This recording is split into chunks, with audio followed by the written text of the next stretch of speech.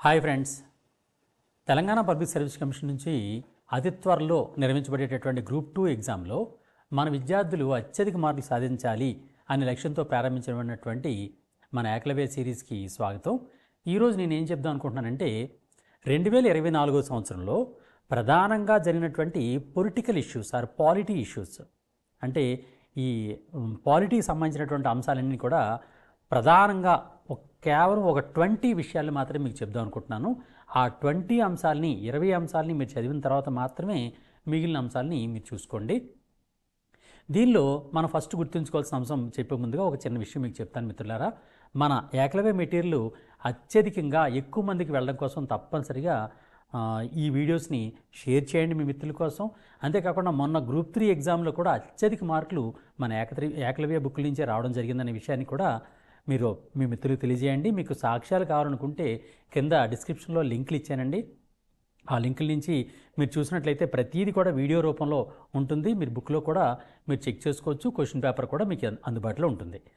Next, daily current అఫైర్స్ని ఫ్రీగా కావాలనుకుంటే play store నుంచి గాంధీ యాప్ని డౌన్లోడ్ చేసుకోండి, లేకపోతే మన డిస్క్రిప్షన్లో దాని లింక్ కూడా ఇచ్చాను, దాన్ని డౌన్లోడ్ చేసుకోండి.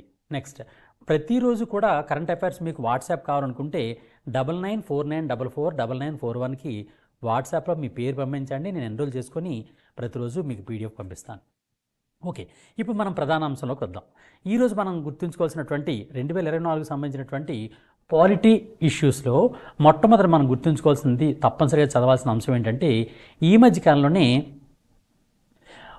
గవర్నమెంట్ ఎగ్జామ్స్లో అనేకమైనటువంటి మార్పులు చేయాలని గవర్నమెంట్ నిర్ణయించుకోవడం జరిగింది. దానికి కారణం ఏంటంటే ఈ ఎగ్జామ్స్లో పేపర్ లీకేజ్ గురించి ఈ మధ్యకాలంలో చాలా ఎక్కువ దేశవ్యాప్తంగా ఆందోళనలు వచ్చాయి. ఆ ఆందోళన నేపథ్యంలో మనకి ఒక కమిటీని కూడా కేంద్ర ప్రభుత్వం నియమించింది. ఆ కమిటీకి సంబంధించినటువంటి కొన్ని అంశాలని మనం తప్పనిసరిగా మనం గుర్తుంచుకోవాలి. దీనిలో మనం ప్రధానంగా గుర్తుంచుకోవాల్సిన అంశం ఏంటంటే రాధాకృష్ణన్ కమిటీని కేంద్ర ప్రభుత్వం ఈ మధ్య కాలంలోనే దాని యొక్క సమయాన్ని సుప్రీంకోర్టు పెంచడం జరిగింది. అందువలన ఆ కమిటీ గురించి మనం తెలుసుకోవాలి. ఇందుకే ఆ కమిటీ ఏంటి, దానిపై ప్రశ్నలు ఎలా వస్తాయి అని ఒకసారి చూద్దాం. ఇటీవల రాధాకృష్ణన్ కమిటీ యొక్క కాలపరిమితిని సుప్రీంకోర్టు మరో 2 వారాలు పొడిగించింది. అయితే రాధాకృష్ణన్ కమిటీని ఏ లక్ష్యంతో ఏర్పాటు చేయడం జరిగింది అనే ప్రశ్న రావడానికి అవకాశం ఉంది. అది ఏ లక్ష్యంతో ఏర్పాటు చేశారంటే నీట్ పరీక్షని మరింత సమర్థవంతంగా చేయాలి అనే ఉద్దేశంతో దానికి సలహాలు ఇవ్వడం కోసం రాధాకృష్ణన్ కమిటీని ఏర్పాటు చేయడం జరిగింది. ఇందుకే ఆ రాధాకృష్ణన్ గారు అంటే నీట్ ఎగ్జామ్స్లో అత్యధికమైనటువంటి సమర్థవంతంగా నిర్వహించబడడానికి అవసరమైన సలహాలు సూచనలు ఇవ్వడానికి ఏర్పాటు చేసినటువంటి రాధాకృష్ణన్ కమిటీలో నేతృత్వం వహించినటువంటి రాధాకృష్ణన్ గారు ఎవరు అంటే మాజీ ఇస్రో చైర్మన్ గారు. ఇందుకే నీట్, NEET, నీట్ అంటే అర్థం ఏంటి అంటే national eligibility cum entrance test. అయితే ఈ నీట్ పరీక్షని సమర్థవంతంగా నిర్వహించడానికి అవసరమైన సలహాలు ఇవ్వడం కోసం రాధాకృష్ణన్ కమిటీని ఎవరు ఏర్పాటు చేశారు అంటే సుప్రీంకోర్టు దీన్ని ఏర్పాటు చేయడం జరిగిందనమాట. ఈ నీట్ పరీక్షని సాధారణంగా ఎవరు నిర్వహిస్తారంటే NTA అంటే నేషనల్ టాలెంట్ ఏజెన్సీ అనేది నిర్వహిస్తూ ఉంటుంది. అందువలన ఈ రాధాకృష్ణన్ కమిటీ గురించి తప్పనిసరిగా మనకు ప్రశ్న వచ్చే అవకాశం ఉందన్నమాట. దాని తర్వాత మరొక ప్రధాన అంశం గుర్తుంచుకోవాల్సిన అంశం ఏంటంటే సారథి 2.0 అనే మొబైల్ యాప్ని కేంద్ర ప్రభుత్వం ఈ మధ్య ప్రారంభించింది. సారథి 2.0. ఈ సారథి మొబైల్ యాప్ 2.0 మొబైల్ యాప్ని ఎవరు ప్రారంభించారంటే మన సెబీ సంస్థ ఏర్పాటు చేయడం జరిగింది, అంటే ప్రారంభించడం జరిగింది. మనకు తెలుసు కదండి, సెబీ అంటే securities and exchange board of India. ఈ securities exchange board of India ప్రారంభించినటువంటి సారథి 2.0 మొబైల్ యాప్ అనేది దేనికోసం ఏర్పాటు చేశారంటే ఇన్వెస్టర్స్ అంటే పెట్టుబడిదారులకు అవసరమైనటువంటి వాళ్ళకి ఇన్ఫర్మేషన్ కావాలి, అందించాలనే ఉద్దేశంతో ఈ సారథి అనే యాప్ని ఏర్పాటు చేయడం జరిగిందనమాట. ఇప్పుడు దీనిలో భాగంగా మన సెబీ గురించి కూడా తప్పనిసరి గుర్తుంచుకోవాలి. సెబీ గురించి ఏ విధంగా వస్తుంది, సెబీని ఏ చట్టం ప్రకారం ఏర్పాటు చేశారు? సెబీ యాక్ట్ 1992 ప్రకారం సెబీని ఏర్పాటు చేయడం జరిగింది. మనం ఆల్రెడీ చెప్పుకున్నాం కదండి, సెబీ అంటే securities and exchange board of India. దీని మీద ప్రశ్న ఎలా వస్తుందంటే సెక్యూరిటీ మార్కెట్ యొక్క అభివృద్ధి, సెక్యూరిటీలో పెట్టినటువంటి పెట్టుబడులకి రక్షణ కల్పించడం కోసం భారతదేశంలో ఉన్నటువంటి అత్యున్నతమైనటువంటి సంస్థ ఏది అంటే సెబీ. ఈ సెబీ అనేది భారతదేశంలో సెక్యూరిటీస్ని అండ్ కమోడిటీస్ మార్కెట్ని నియంత్రించేటటువంటి అత్యున్నతమైనటువంటి సంస్థ అన్నమాట.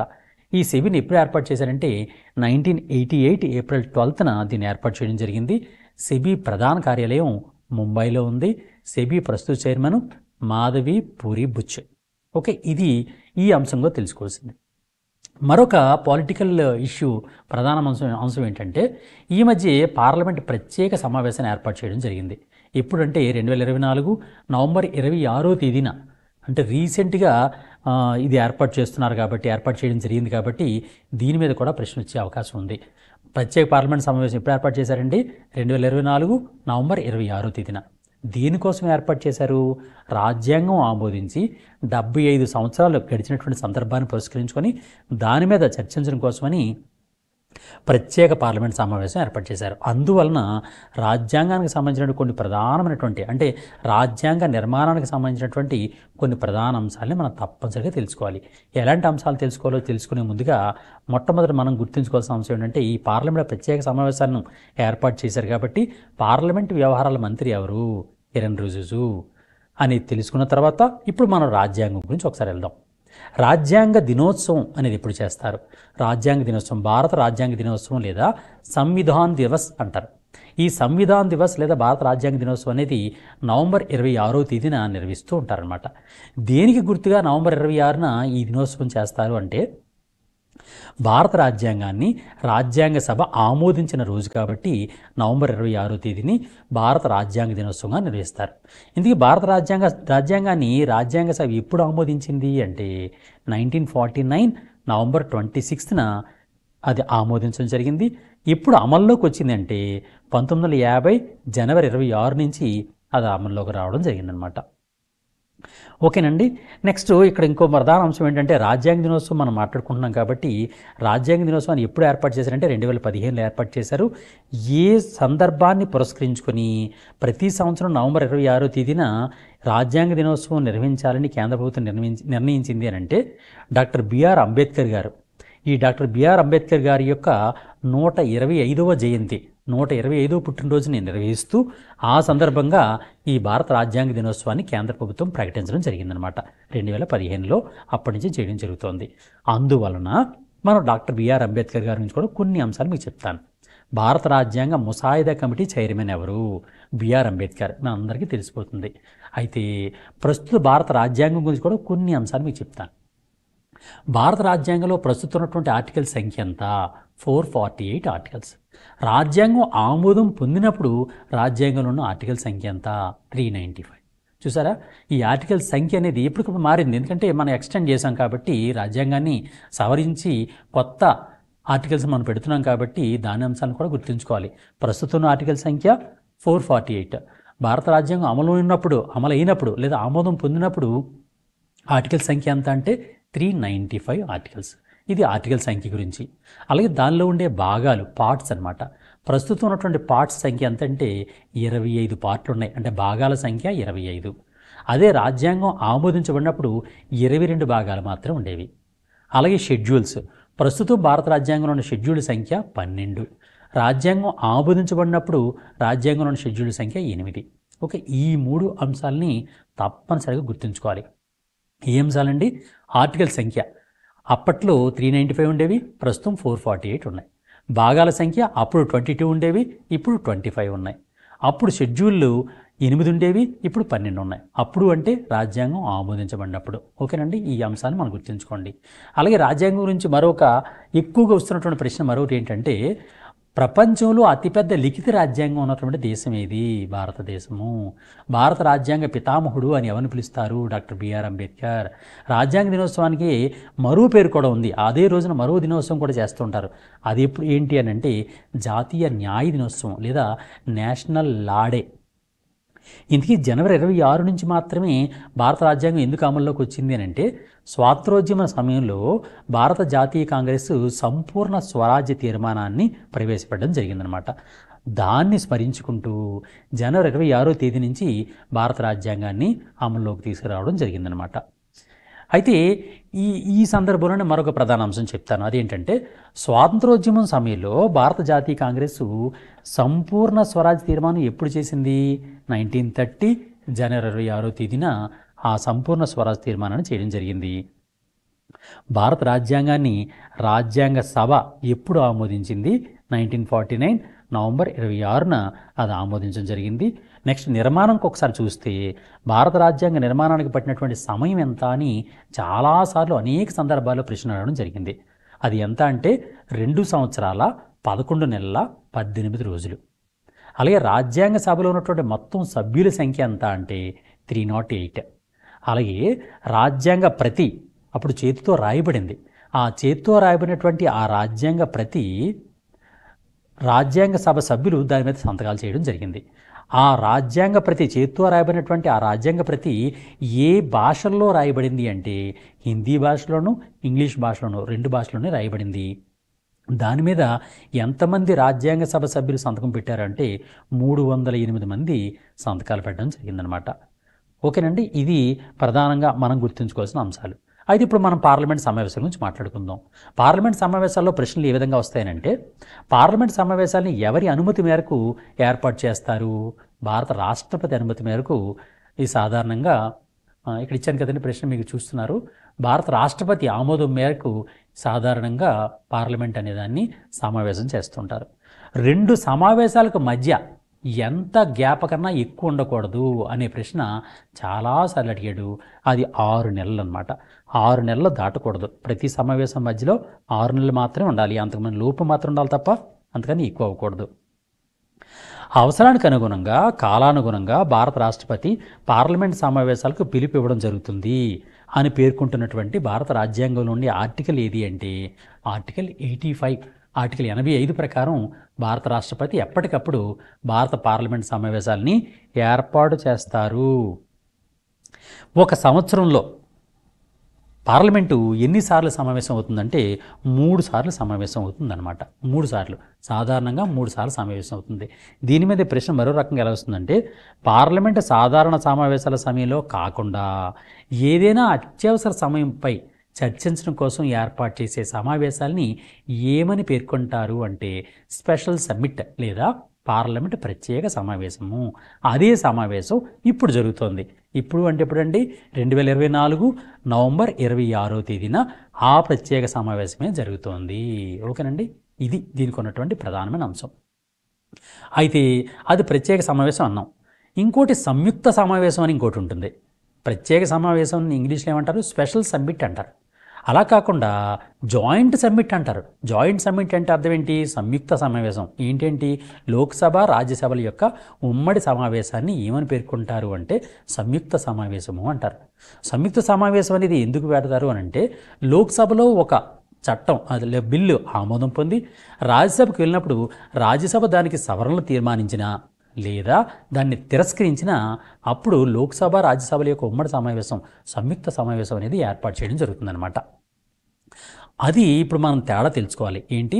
స్పెషల్ సమ్మిట్కి జాయింట్ సమ్మిట్కి మధ్య ఉన్నటువంటి తేడా అదనమాట. స్వాతంత్రం తర్వాత ఇప్పుడు దాకా కూడా భారత పార్లమెంటు ప్రత్యేక సమావేశాలు ఇప్పుడు దాకా ఎన్ని ఏర్పాటు చేసింది అంటే 10 సార్లు స్పెషల్ సమ్మిట్లు ఏర్పాటు చేసింది. ఇందాక నేను చెప్పాను కదండి, స్పెషల్ సమ్మిట్ వేరు, జాయింట్ సమ్మిట్ వేరు. స్పెషల్ సమ్మిట్లు 10 సార్లు అయ్యాయి. అలాగే జాయింట్ సమ్మిట్ల గురించి చూస్తే జాయింట్ సమ్మిట్లు కేవలం 3 సార్లు మాత్రమే అయ్యాయి. అది ఎప్పుడు అంటే 1961 వర్కట్ నిషేధ చట్టాన్ని చర్చిస్తున్నప్పుడు, 1978లో బ్యాంకింగ్ సర్వీస్ కమిషన్ చట్టం చేసినప్పుడు, 2002లో ఉగ్రవాద నిరోధక చట్టం చేసినప్పుడు, ఈ 3 సందర్భాల్లో మాత్రమే జాయింట్ సమ్మిట్ జరిగింది. మిగిలిన ఏ సందర్భంలోనే జరగలేదు. ఇక్కడ 1961 వర్కట్ నిషేధ చట్టం గురించి మన గ్రూప్ 3 ఎగ్జామ్లో అడిగాడు. టీఎస్పీఎస్సీ గ్రూప్ 3 ఎగ్జామ్లో వర్కట్ నిషేధ చట్టం ఏ సంవత్సరం చేయబడింది అని అడిగాడు. 1961. ఆ పాయింట్ మీరు జాగ్రత్తగా గుర్తుంచుకోండి. నెక్స్ట్, భారత రాజ్యాంగంలో ఇప్పుడు మనం సంయుక్త సమావేశం గురించి మాట్లాడుకున్నాం కదండి. సంయుక్త సమావేశాలు అనేవి ఏ ఆర్టికల్ ప్రకారం చేయడం జరుగుతుంది అని అంటే 108. 108. ఈ 108 ఆర్టికల్ మనం సులువుగా గుర్తుంచుకోవచ్చు. ఎలా గుర్తుంచుకోవచ్చు అంటే 8లో 2 సున్నాలు ఉన్నాయి. 1వ సున్నా అంటే 8లో పైన ఉన్నటువంటి సున్నా, కింద 2 సున్నాలు. 2 సున్నాలు కలిపితే రెండు, ఒకటి పై సున్నా లోక్సభ, కింది సున్నా రాజ్యసభ అని గుర్తుంచుకోండి. రెండు సంయుక్తంగా చేస్తే 8 అవుతుంది. ఆ 8 సంయుక్త సమావేశం ఆర్టికల్ 108 అనమాట. ఆ విధంగానే నేను చదువుతున్నప్పుడు నేను గుర్తుంచుకున్నాను, ఆ విషయాన్ని మీకు చెప్తున్నాను అనమాట. ఇక్కడ మీకు ఆల్రెడీ మీకు చెప్పింది ఏంటంటే జాయింట్ సమ్మిట్ గురించి మీకు చెప్పాను. జాయింట్ సమ్మిట్ అనేది 3 సార్లు జరిగింది. అది 1961, 78, 202 అని చెప్పాను, 2002 అని చెప్పాను. అయితే ప్రత్యేక సమావేశాలు 10 సార్లు చేశారన్నాం కదండి. ఆ 10 కూడా మీ డేటా ఇచ్చాను 185 పేజీలో, అది కూడా మీరు చదువుకోండి. 10 సార్లు ప్రత్యేక సమావేశాలు చేసాం. ఫస్ట్ సమావేశాన్ని బ్రిటిష్ వారి నుంచి భారతీయులకు అధికార మార్పిడి చేయడం కోసం చేసిన సందర్భంలో 1947 ఆగస్టు 14 నుంచి 15 వరకు ప్రత్యేక సమావేశం చేశారు. అప్పుడు ప్రధాని జవహర్లాల్ నెహ్రూ. అలాగే 1962లో భారత్ చైనా యుద్ధం సందర్భంగా జవహర్లాల్ నెహ్రూ గారు ఏర్పాటు చేశారు. 1972లో 25వ భారత స్వాతంత్ర దినోత్సవం సందర్భంగా అప్పుడు ప్రత్యేక సమావేశం చేశారు. నాగాలాండ్, తమిళనాడులో రాష్ట్రపతి పాలన అమలు గురించి ఇందిరాగాంధీ గారి హయాంలో 1977లో చేశారు. చంద్రశేఖర్ గారి హయాంలో హర్యానాలో రాష్ట్రపతి పాలన గురించి చర్చించడం కోసం చేశారు. పివి నరసింహ గారి సమయంలో 50వ క్విట్ ఇండియా ఉద్యమం సంస్థానం సందర్భంగా అర్ధరాత్రి సమావేశాన్ని 1992లో ప్రత్యేక సమావేశం చేశారు. ఇంద్ర కుమార్ గుజరాల్ గారి సమయంలో 50వ భారత స్వాతంత్ర దినోత్సవం సందర్భంగా 1997 ఆగస్టు 14, 15న ప్రత్యేక సమావేశాలు ఏర్పాటు చేశారు. మన్మోహన్ సింగ్ గారి సమయంలో మన్మోహన్ సింగ్ గారిపై అవిశ్వాస తీర్మానం చేసినప్పుడు 2008లోను, భారత పార్లమెంటు మొదటి సమావేశానికి 60 సంవత్సరాలు గడిచినటువంటి సందర్భంలో 2012లోను మన్మోహన్ సింగ్ గారి ఆధ్వర్యంలో చేశారు. నరేంద్ర మోడీ గారి సమయంలో ప్రత్యేక సమావేశాలు 3 అయ్యాయి. ఒకటోది 2015లో డాక్టర్ బిఆర్ అంబేద్కర్ గారి యొక్క 125వ జయంతి సందర్భంగా సమావేశం చేశారు. అలాగే 2017లో జిఎస్టీ ప్రత్యేక ఆమోదం కోసం కూడా ప్రత్యేక సమావేశం ఏర్పాటు చేశారు. అలాగే వినాయక చవితి రోజున 2023 సెప్టెంబర్ 18, 22లో వినాయక చవితి రోజున నూతన పార్లమెంట్ భవనాన్ని మొట్టమొదటి సమావేశాన్ని ప్రారంభించాలి అంటే కొత్తగా కట్టినటువంటి పార్లమెంట్ భవనాన్ని ఓపెన్ చేయడం కోసం 2023 సెప్టెంబర్ 18, 22 మధ్యకాలంలో ప్రత్యేక సమావేశం చేశారు. అదే రోజున పార్లమెంట్లో మహిళలకు 33% రిజర్వేషన్ కల్పించేటటువంటి రాజ్యాంగ సవరణ తీర్మానాన్ని ఆమోదించారు. ఇక్కడ ఈ ప్రశ్న కూడా మన గ్రూప్ 3 ఎగ్జామ్లో జరిగింది. అదేంటి అంటే పార్లమెంట్లో మహిళలకు 33% రిజర్వేషన్ కల్పిస్తున్నటువంటి రాజ్యాంగ సవరణ తీర్మానం ఎన్నవది అని అడిగాడు. అది 106వ రాజ్యాంగ సవరణ అనమాట. 106వ రాజ్యాంగ సవరణ తీర్మానం. ఓకే, ఈ పాయింట్స్ అన్ని కూడా జాగ్రత్త గుర్తుంచుకోండి. దీని మీద తప్పనిసరిగా ప్రశ్న వచ్చే అవకాశం ఉంటుంది. దానిలోనే ప్రస్తుతం ఉన్నటువంటి లోక్సభ గురించి కూడా పూర్తి డీటెయిల్స్ ఇచ్చాను.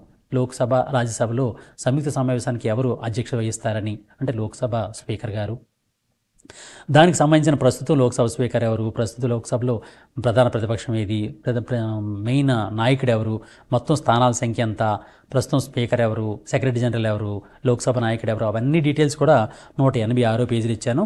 దాని మీద తప్పనిసరిగా మీరు చదువుకోండి. నెక్స్ట్ మరొక ప్రధాన అంశం మీకు చెప్తాను. పాలిటీలో ఉన్నటువంటి మరో ప్రధాన అంశం 187 పేజీలకు వెళ్ళండి.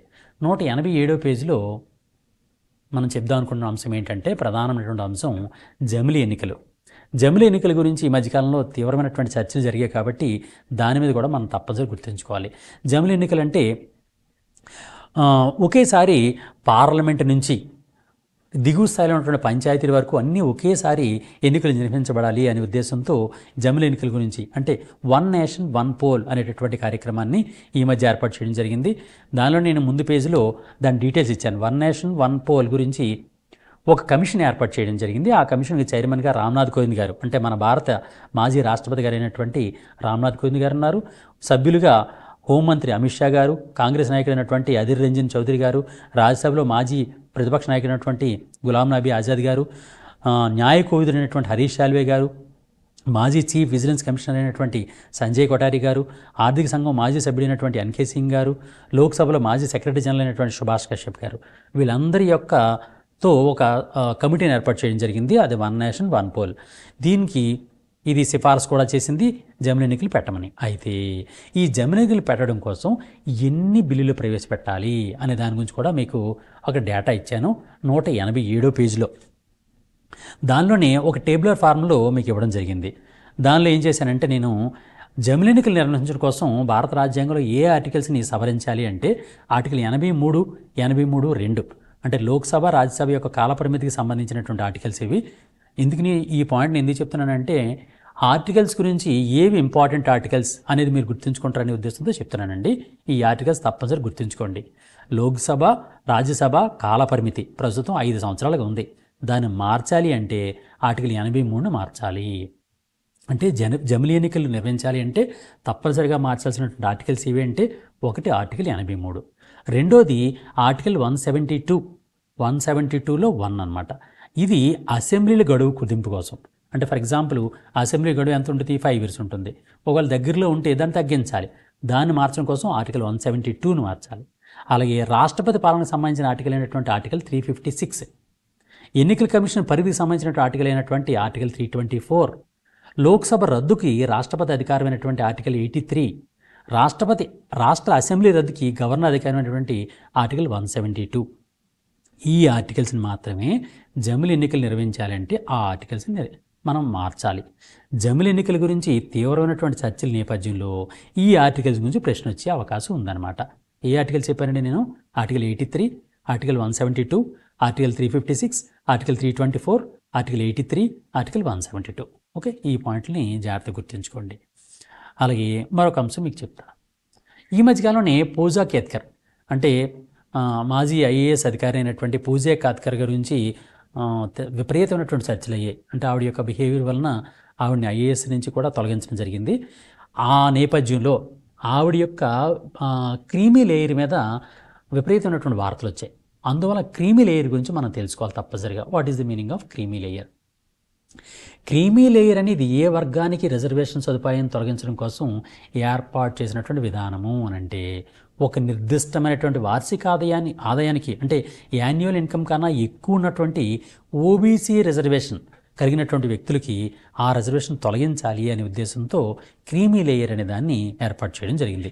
ఇక్కడ మీరు గుర్తుంచుకోవాల్సిన అంశం ఏంటంటే క్రీమీ లేయర్ అనేది కేవలం ఓబీసీకి మాత్రమే వర్తిస్తుంది, ఎస్సీ ఎస్టీకి వర్తించదు. ఓకే, ఈ పాయింట్ మీద మనకు క్లారిటీ ఉండాలి. అలాగే దీని మీద ప్రశ్న, ఈ క్రీమీ లేయర్ గురించి మాట్లాడుకుంటున్నాం కాబట్టి, అలాగే ఆదాయం వార్షిక ఆదాయం ప్రకారం రిజర్వేషన్ గురించి మాట్లాడుకుంటున్నాం కాబట్టి మనం గుర్తుంచుకోవాల్సిన అంశం ఏంటంటే ఇక్కడ రిజర్వేషన్ గురించి మనం మాట్లాడుకుంటున్నాం కాబట్టి ప్రభుత్వ విధానాల్లో ప్రజలందరికీ వారి కుల మతాలతో సంబంధం లేకుండా సమాన అవకాశాలు కల్పించాలని పేర్కొంటున్నటువంటి భారత రాజ్యాంగ ఆర్టికల్ ఏది అంటే ఆర్టికల్ 15 మరియు 16. ఓకే, ఆర్టికల్ 15, 16 ఏం చెప్తున్నారంటే అందరికీ సమాన అవకాశాలు ఇవ్వాలి. కానీ ప్రభుత్వ ఉద్యోగాల్లో ఎస్సీ వర్గానికి ఎవరైతే అణగారిన వర్గం ఉంటుందో వాళ్ళకి అంటే ఎస్సీ వర్గానికి చెందినటువంటి వారికి రిజర్వేషన్ ఇవ్వడం జరిగింది. ఎంత శాతం రిజర్వేషన్ ఇచ్చారు ఎస్సీ వారికి? 15%. ఎస్టీ వర్గానికి చెందిన వారికి ఎంత రిజర్వేషన్ ఇచ్చారు? 7.5%. ఓబీసీ వర్గాలకు వారికి ఎంత శాతం ఇచ్చారు? 27%. అయితే ఎస్సీ ఎస్టీ వర్గాలకు చెందినటువంటి వాళ్ళకి రిజర్వేషన్ కల్పించినటువంటి విధానం భారత రాజ్యాంగం ప్రారంభమైంది. కానీ ఓబీసీలకు మాత్రం రీసెంట్గానే ప్రారంభమైంది. ఎవరి సిఫారసులకు అనుగుణంగా ఓబీసీలకి రిజర్వేషన్ కల్పించారు అంటే మండల్ కమిషన్ యొక్క సిఫారసులకు అనుగుణంగా చేశారనమాట.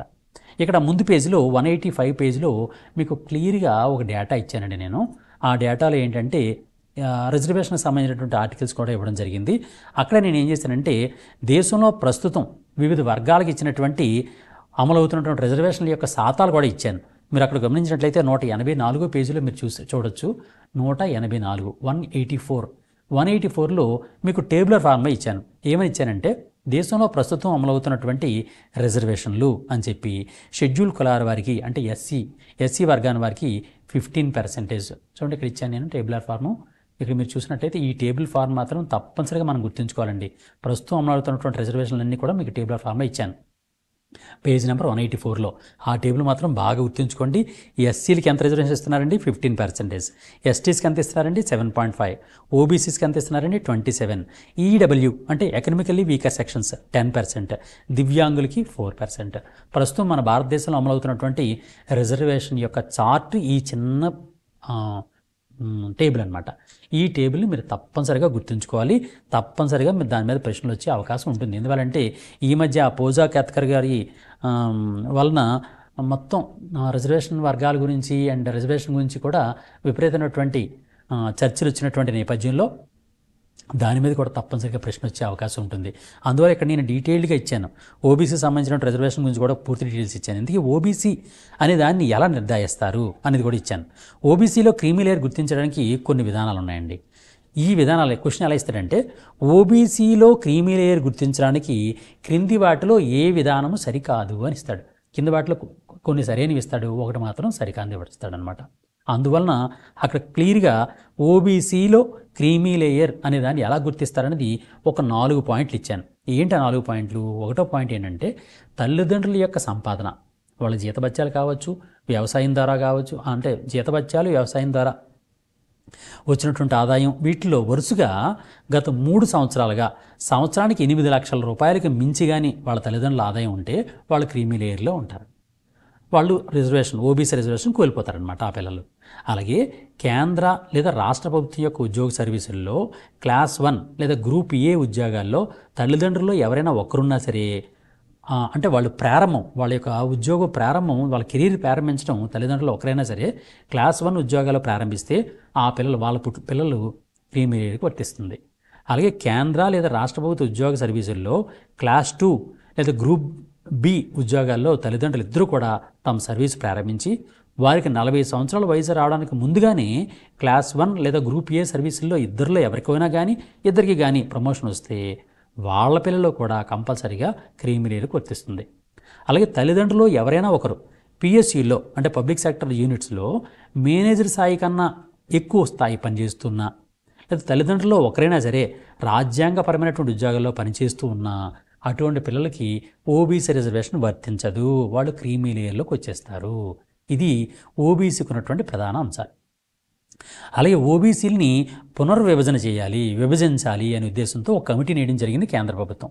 ఆ కమిటీ పేరు ఏం పేరంటే justice Rohini committee. Justice Rohini గారి ఆధ్వర్యంలో కమిటీని 2017లో వేశారు.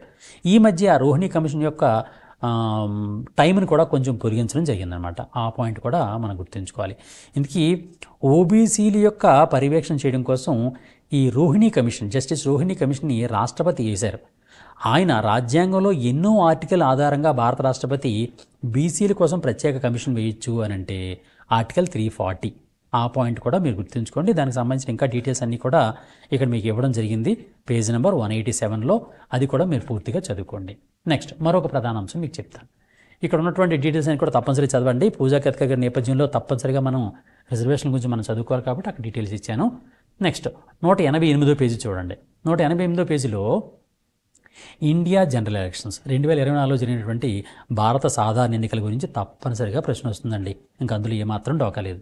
అందులో భారత పార్లమెంట్కి సంబంధించినటువంటి మొత్తం డీటెయిల్స్ అన్నీ కూడా పేజ్ నెంబర్ 188 నుంచి 189, 190 మొత్తం డీటెయిల్స్ అన్నీ కూడా మీకు ఇచ్చాను. మొత్తం టోటల్ ఈ పార్లమెంట్కి సంబంధించినటువంటి మొత్తం సమాచారం అంతా కూడా అక్కడ ఉంటుంది. పాయింట్ వైజ్గా ఉంటుంది. ఎగ్జాక్ట్ పాయింట్స్ని తప్పనిసరిగా మీరు చదవాలి. ఈ పాయింట్స్లో కనీసం ఒకటి కన్నా ఎక్కువ వస్తాయి. కనీసం ఒక ప్రశ్న అనేది కంపల్సరిగా 188, 189, 90 పేజీల నుంచి కనీసం ఒక ప్రశ్న కంపల్సరీగా వస్తుంది. కాబట్టి మీరు తప్పనిసరి చదవాలి. దానిలో కొన్ని అంశాలు మీకు తెలియజేస్తాను. భారత పార్లమెంట్లో ఎటువంటి పాలనా వ్యవస్థ ఉంది అని ప్రారంభించాను. ఎటువంటి పాలనా వ్యవస్థ ఉందండి? పార్లమెంటరీ పాలనా వ్యవస్థ ఉంది. పరిపాలన, భారతదేశంలో పరిపాలన ఎవరి అత్యున్నత పర్యవేక్షణ ప్రకారం జరుగుతుంది? భారత రాజ్యాంగము. అలాగే భారత రాజ్యాంగం ప్రకారం భారతదేశంలో అధికారానికి కేంద్రం ఎవరు అంటే భారత ప్రజలు. భారత రాజ్యాంగం ప్రకారం రాజ్యానికి అధిపతి ఎవరు? రాజ్యానికి, చూసారా ఇక్కడ చూడండి, రాజ్యానికి అంటే దేశానికి అధిపతి ఎవరు? రాష్ట్రపతి. ప్రభుత్వానికి అధిపతి ఎవరు? ప్రధాని. ఇక్కడ వచ్చినటువంటి క్వశ్చన్ ఆధారంగా మనం ఆన్సర్ చూసుకోవాలి. దేశానికి లేదా రాజ్యానికి అధిపతి ఎవరు? రాష్ట్రపతి. ప్రభుత్వానికి అధిపతి ఎవరు? ప్రధాని. ఈ పదాలను బట్టి మీరు జాగ్రత్తగా చదువుకోండి. నెక్స్ట్, భారత రాజ్యాంగం ప్రకారం భారతదేశ ఐక్యతకు ఉన్నటువంటి జీవించి ఉన్న రూపము లేదా లివింగ్ సింబల్ ఆఫ్ ఈ నేషనల్ యూనిటీ అని దేని పిలుస్తారు? ఏ రాజ్యాంగ పదవిని పిలుస్తారు అంటే భారత రాష్ట్రపతిని అలా పిలుస్తారనమాట. భారత రాజ్యాంగం ప్రకారం ప్రధానమంత్రిని ఎవరు నియమిస్తారు అంటే భారత రాష్ట్రపతి నియమిస్తారు. భారతదేశంలో ఎన్నికలు నిర్వహించడం కోసం ఎన్నికల సంఘాన్ని భారత రాజ్యాంగంలో ఒక ఆర్టికల్ తెలియజేస్తోంది. ఆ ఆర్టికల్ ఏది అంటే 324 ఆర్టికల్, 324 ఆర్టికల్ ప్రకారం. ఇందుకు ఎన్నికల సంఘం ఎప్పుడు ఏర్పాటైంది? 1950 జనవరి 25వ తేదీన ఏర్పాటైంది. అందువలన దానికి గుర్తుగా జనవరి 25వ తేదీని జాతీయ ఓటర్ల దినోత్సవం నిర్వహిస్తారు. ఎన్నికల సంఘం ఏర్పాటు చేసినప్పుడు భారత ఎన్నికల సంఘంలో కేవలం ఒక్క సభ్యుడు మాత్రమే ఉండేవారు. ప్రస్తుతం భారత ప్రధాన ఎన్నికల కమిషనరు రాజీవ్ కుమార్ గారు. అయితే తర్వాత కాలంలో దీన్ని బహుళ సభ్య కమిషన్ కింద ఏర్పాటు చేశారు. ప్రస్తుతం బహుళ సభ్య కమిషన్ కాబట్టి భారత ప్రధాన కమిషనరు చీఫ్ ఎలక్షన్ కమిషనరు రాజీవ్ కుమార్ గారు, ఎన్నికల కమిషనర్లుగా జ్ఞానేష్ కుమార్ గారు, సుఖ్బీర్ సింగ్ సంధు గారు ఉన్నారన్నమాట. ఏ పార్లమెంట్ చట్టం ప్రకారం భారత ఎన్నికల కమిషను బహుళ సభ్య సంఘంగా ఏర్పాటు చేయబడింది? ఈ ప్రశ్న కూడా గ్రూప్ 3లో వచ్చింది. ఎలక్షన్ కమిషనర్ అమెండ్మెంట్ యాక్ట్ 1989 దీని ప్రకారం బహుళ సభ్య కమిషన్ కింద ఏర్పాటు చేయడం జరిగింది.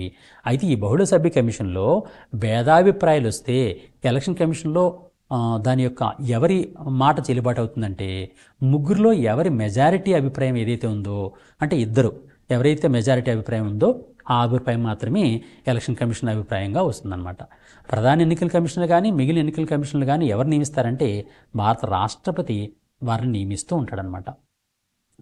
అలాగే ప్రధాన ఎన్నికల కమిషనరు అంటే ఎన్నికల కమిషన్ని తొలగించే అధికారం కూడా ఎవరికి ఉందంటే భారత రాష్ట్రపతికి మాత్రం ఉంది. అయితే ఇక్కడ ఎవరి సిఫారసుకు అనుగుణంగా ఎన్నికల కమిషన్లను భారత రాష్ట్రపతి తొలగిస్తారంటే ప్రధాన ఎన్నికల కమిషనర్ గారు సిఫారసు చేస్తే దాని ఆధారంగా ఎలక్షన్ కమిషనర్స్ని రాష్ట్రపతి తొలగించవచ్చు అనమాట.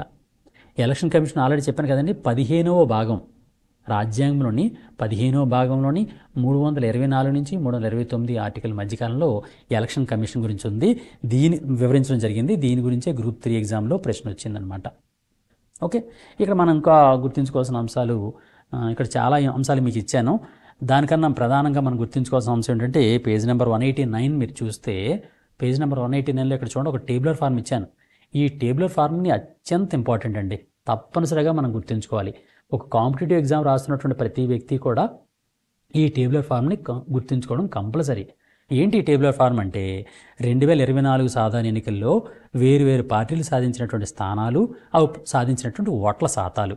ఓకే, ఇక్కడ నేను రెండు యూనియన్స్ ఇచ్చాను, 2 గ్రూప్స్ ఇచ్చాను, 2 అలయన్సెస్. ఎందుకంటే కేంద్ర ప్రభుత్వంలో ప్రస్తుతం 2 అలయన్సెస్ ఉన్నాయి. ఒకటి ఎన్డీఏ, దాని పేరు నేషనల్ డెమోక్రటిక్ అలయన్స్. ఇంకోటి INDIA అంటే Indian National Development Inclusive alliance.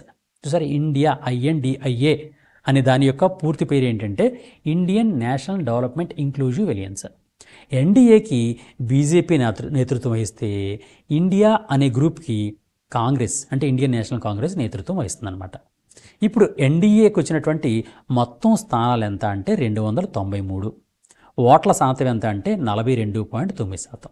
దీనిలో బీజేపీకి వచ్చినటువంటి స్థానాలు 240, ఓట్ల శాతం 36.56. ఈ పాయింట్ సరిపోతుంది. తెలుగుదేశం నెక్స్ట్ అత్యధికంగా ఉన్నటువంటి స్థానాలు తెలుగుదేశం పార్టీకి ఉన్నాయి, 16 స్థానాలు. అలాగే షిండేకి చెందినటువంటి శివసేన 7 స్థానాలు ఉన్నాయి. జనతాదళ్ యు 12 ఉన్నాయి. లోక్ జనశక్తి పార్టీకి 5 ఉన్నాయి. మొత్తం 293 స్థానాలని ఎన్డీఏ గెలుపొంది ప్రస్తుతం ప్రభుత్వాన్ని ఏర్పాటు చేసింది. మొత్తం ఎన్డీఏకి ఉన్నటువంటి ఓట్ల శాతం ఎంత అంటే 42.9. నెక్స్ట్ ఇండియా కూటమి అంటే Indian National Development Inclusive alliance. దీనిలో మేజర్ పార్టీ ఏది అంటే INC ఇండియన్ నేషనల్ కాంగ్రెస్. ఇది 99 స్థానాలు సాధించింది 21.19% ఓట్లతో. నెక్స్ట్ ఎక్కువగా ఉన్నటువంటిది సమాజ్వాదీ పార్టీ 37 స్థానాలు, all India Trinamool Congress party 29, DMK ద్రవిడ మున్నేట్ర కజగం 22, బీజేపీ UBI 9 స్థానాలు, నేషనల్ కాంగ్రెస్ పార్టీ 8 స్థానాలు, Rashtriya Janata Dal 4, communist party of India CPIM 4. మొత్తం మీద 234 స్థానాలని ఇండియా కూటమి గెలుపొందింది. మొత్తం ఓట్ల శాతం 41.1%. ఓకే, ఈ పదాన్ని మాత్రం ఈ టేబుల్ మాత్రం తప్పనిసరిగా మనం గుర్తుంచుకోవాలి. ఇది కాకుండా తర్వాత ఏం చేశానంటే అసలు ప్రస్తుతం ప్రభుత్వం మీద ప్రశ్నలు ఏ విధంగా వచ్చే అవకాశం ఉంది. 18వ లోక్సభలో ప్రధానిగా ఎవరు పదవీ స్వీకారం చేశారు అంటే నరేంద్ర మోడీ గారు. ఇప్పటివరకు పనిచేసినటువంటి ప్రధానుల్లో నరేంద్ర మోడీ గారు ఎన్నో వ్యక్తి అని అంటే 14వ వ్యక్తి. కేంద్ర ప్రభుత్వం ఈ మధ్యకాలంలో అంటే ఈ రీసెంట్ కేంద్ర ప్రభుత్వం అనేది కేంద్ర మంత్రివర్గం అనేది ఎప్పుడు ప్రమాణ స్వీకారం చేసింది ఆ డేట్ కూడా గుర్తుంచుకోవాలి. ఎందుకంటే మొన్న TSPSC గ్రూప్ 3 ఎగ్జామ్లో తెలంగాణలో సాధారణ ఎన్నికలు నిర్వహించబడినటువంటి తేదీ అడిగాడు. అలాగే భారతదేశంలో పార్లమెంట్ ఎన్నికలు జరిగినటువంటి తేదీ అడిగాడు. అందులో ఆ తేదీ కూడా మనం గుర్తుంచుకోవాలి. కేంద్ర మంత్రివర్గం ప్రమాణ స్వీకారం ఎప్పుడు చేసిందంటే 2024 జూన్ 9వ తేదీన ప్రమాణ స్వీకారం చేయడం జరిగిందనమాట. ఈ ప్రమాణ స్వీకారంలో మొత్తం మంత్రివర్గం ఎంత అంటే 71 మంది ప్రమాణ స్వీకారం చేయడం జరిగింది. దానిలో 30 మంది క్యాబినెట్, 5 స్వతంత్ర హోదా, 36 సహాయ మంత్రులు అనమాట. ఓకే, దీనికి సంబంధించిన పూర్తి డీటెయిల్స్ అన్నీ కూడా ఆల్రెడీ మీకు ఇవ్వడం జరిగింది. దానిలో 189 పేజీలో ఆ డీటెయిల్స్ అన్నీ ఉన్నాయి, మీరు తప్పనిసరిగా చదువుకోండి. అంతేకాకుండా మొత్తం లోక్సభ గురించి కూడా టోటల్ డీటెయిల్స్ అన్నీ కూడా నేను అందులో ఇవ్వడం జరిగింది. దానిలోనే లోక్సభలో దేశంలో అతి చిన్న లోక్సభ ఏది, అతిపెద్ద లోక్సభ ఏది, మొత్తం స్థానాలు ఎన్ని ఉంటాయి, అండ్ ప్రస్తుతం ఇన్నింటికి ఎలక్షన్స్ జరిగాయి, ఇవన్నీ డీటెయిల్స్ కూడా మా దానిలో ఇచ్చాను. అలాగే మనం తప్పనిసరిగా ఇక్కడ గుర్తుంచుకోవాల్సింది, చాలా ఎక్కువసార్లు అడిగినటువంటి ప్రశ్న ఎక్కడ అంటే, లోక్సభలో రిజర్వ్డ్ కేటగిరీకి చెందినటువంటి వారికి మొత్తం కేటాయించినటువంటి స్థానాలు, లోక్సభలో రిజర్వ్డ్ కేటగిరీ వారికి కేటాయించబడిన మొత్తం స్థానాలు ఏంటంటే 131 స్థానాలు. దీనిలో షెడ్యూల్ కులాల వారికి ఉన్నటువంటి స్థానాల సంఖ్య 84, ఎస్టీ షెడ్యూల్ తెగల వారికి ఉన్నటువంటి స్థానాల సంఖ్య 47. ఓకే, ఈ పాయింట్లు మాత్రం తప్పనిసరిగా గుర్తుంచుకోండి. అంతేకాకుండా లోక్సభ సమావేశం అవ్వాలి అంటే ఎంత కోరం ఉండాలంటే మొత్తం స్థానాల్లో 10% మంది అటెండ్ అవ్వాలన్నమాట. ఓకే, దానికి సంబంధించిన మొత్తం డీటెయిల్స్ని, అలాగే లోక్సభలో అత్యధిక స్థానాలు ఉన్నటువంటి రాష్ట్రం ఏది, అతి తక్కువ ఉన్నటువంటి రాష్ట్రం ఏది, ఆంధ్రప్రదేశ్లో లోక్సభ స్థానాల సంఖ్య ఎంత 25, తెలంగాణ రాష్ట్రంలో లోక్సభ స్థానాల సంఖ్య ఎంత 17, విస్తీర్ణం పరంగా అతిపెద్ద లోక్సభ నియోజకవర్గం ఏది, విస్తీర్ణం పరంగా అతి చిన్న లోక్సభ వర్గం ఏది, అలాగే మొత్తం ఆ విధంగా ఓట్ల సంఖ్య పరంగా అతిపెద్ద లోక్సభ వర్గం ఏది, లోక్సభ నియోజకవర్గం ఏది, అలాగే ఓట్ల సంఖ్య పరంగా భారతదేశం, ఎందుకంటే చెప్తున్నాను ఈ పాయింట్, ఓట్ల సంఖ్య పరంగా భారతదేశంలో అతిపెద్ద నియోజకవర్గం ఏది అంటే మల్కాజ్గిరి. అంటే మన తెలంగాణ ముఖ్యమంత్రి గారు ఆల్రెడీ గతంలో ఎంపీగా పోటీ చేశారు కూడా, అందువలన ఆ నియోజకవర్గాన్ని తప్పనిసరిగా మనం గుర్తుంచుకోవాలి, మల్కాజ్గిరి. అలాగే ఓట్ల సంఖ్య పరంగా భారతదేశంలో అతి చిన్న లోక్సభ నియోజకవర్గం లక్షద్వీప్. అత్యధిక లోక్సభ నియోజకవర్గం ఉన్నటువంటి మొదటి 5 రాష్ట్రాలు, ఉత్తరప్రదేశ్లో 80, మహారాష్ట్రలో 48, పశ్చిమ బెంగాల్లో 42, బీహార్లో 40, తమిళనాడులో 39. అలాగే ఆంధ్రప్రదేశ్ రాష్ట్రానికి ఉన్నట్టుగానే 25 లోక్సభ స్థానాలు ఉన్నటువంటి మరో రాష్ట్రం ఏది అంటే రాజస్థాన్. ఇది చెప్తున్న అప్పుడే ఇంకోటి కూడా చెప్తాను, అదేంటంటే మొదటి లోక్సభ ఎప్పుడు సమావేశమైంది, 1952 మే 13వ తేదీన. ఓకే, ఆ పాయింట్లు కూడా మీకు పేజ్ నెంబర్ 190లో ఇచ్చాను, అది కూడా మనం తప్పనిసరిగా గుర్తుంచుకోండి. అలాగే భారతదేశంలో ప్రస్తుతం నమోదైనటువంటి మొత్తం ఓటర్ల సంఖ్య ఎంత అని కూడా ఇచ్చానండి, అది కూడా మీరు గుర్తుంచుకోవాలి. 96,81,21,926 మంది. అలాగే 18వ లోక్సభలో జరిగినటువంటి ఓటింగ్ శాతం ఎంత, 66.33%. ఓకే, ఇవన్నీ కూడా మీకు పేజ్ నెంబర్ 190లో ఇచ్చానండి, అవన్నీ తప్పనిసరిగా మీరు చదవండి. అలాగే పాతది అంటే గతంలో ఉన్నటువంటి ప్రధానుల గురించి కూడా కొన్ని ప్రధానమైన అంశాలు ఇచ్చాను, అవి కూడా మనం తప్పనిసరిగా చదవాలి. ఎందుకంటే కొత్త గవర్నమెంట్ ఏర్పడింది కాబట్టి దీని మీద ప్రశ్న లేకుండా ఎట్టి పరిస్థితుల్లో ఉండదండి, తప్పనిసరిగా దీని మీద ప్రశ్న వచ్చి తీరుతుంది. అందువల్ల 191 పేజీలో దానికి సంబంధించిన డీటెయిల్స్ కూడా ఇచ్చాను, అవి కూడా మీరు తప్పనిసరిగా మీరు చదువుకోండి. దానిలో ఎలా ఇచ్చానంటే, రాష్ట్రపతి తన విధులు నిర్వహించడం కోసం ప్రధానమంత్రి నాయకత్వంలో ఉన్న మంత్రివర్గం ఏర్పాటు చేయబడుతుంది అని తెలియజేస్తున్నటువంటి భారత రాజ్యాంగంలోని ఆర్టికల్ ఏది అంటే 74వ ఆర్టికల్ 74. అలాగే ప్రధానమంత్రిని భారత రాష్ట్రపతి నియమిస్తారు, ప్రధాని సలహా ప్రకారము ఇతర మంత్రివర్గాన్ని భారత రాష్ట్రపతి నియమిస్తారు అని పేర్కొంటున్నటువంటి భారత రాజ్యాంగంలోని ఆర్టికల్ ఏది అంటే 75(1). ఓకే, ఈ 2 పాయింట్లు గుర్తుంచుకోండి. అలాగే ఇప్పుడు మన చరిత్రలో చూస్తే భారతదేశ చరిత్రలో అత్యధిక కాలం ప్రధానిగా పనిచేసిన వారు ఎవరు, జవహర్లాల్ నెహ్రూ. భారతదేశంలో ప్రధానిగా పనిచేసిన మహిళ ఎవరు, ఇందిరాగాంధీ. భారతదేశంలో కాంగ్రెస్ పార్టీకి చెందని మొట్టమొదటి ప్రధాని మొరార్జీ దేశాయ్. పూర్తిగా తన 5 సంవత్సరాల పదవీ కాలం పూర్తి చేసినటువంటి మొట్టమొదటి కాంగ్రెస్ పార్టీకి చెందని ప్రధాని అటల్ బిహారీ వాజ్పేయి. మైనారిటీ మతానికి చెందిన మొట్టమొదటి ప్రధాని మన్మోహన్ సింగ్. భారత స్వాతంత్ర అనంతరం జన్మించి ప్రధాని పదవి చేపట్టేటువంటి మొట్టమొదటి వ్యక్తి ఎవరు, నరేంద్ర మోడీ. అత్యధిక కాలం ప్రధానిగా పనిచేసిన మొట్టమొదటి కాంగ్రెస్ పార్టీకి చెందని వారు నరేంద్ర మోడీ. అత్యధిక సార్లు ప్రధానిగా ప్రమాణ స్వీకారం చేసిన మొట్టమొదటి ప్రధాని జవహర్లాల్ నెహ్రూ. జవహర్లాల్ నెహ్రూ ఎన్నిసార్లు ప్రధానిగా ప్రమాణ స్వీకారం చేశారు, 3 సార్లు, 1951, 57, 62. అదేవిధంగా ప్రస్తుతం ఉన్నటువంటి ప్రధాని కూడా అంటే నరేంద్ర మోడీ గారు కూడా 3 సార్లు చేయడం జరిగిందనమాట.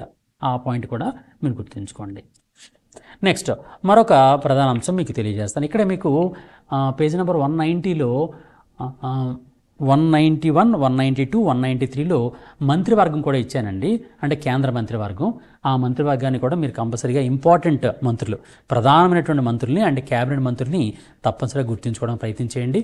ఇంతకుముందు నేను చెప్పాను, భారతదేశంలో అత్యధిక కాలం ప్రధానిగా పనిచేసినటువంటి వ్యక్తి ఎవరు అని ప్రశ్న అడిగాను.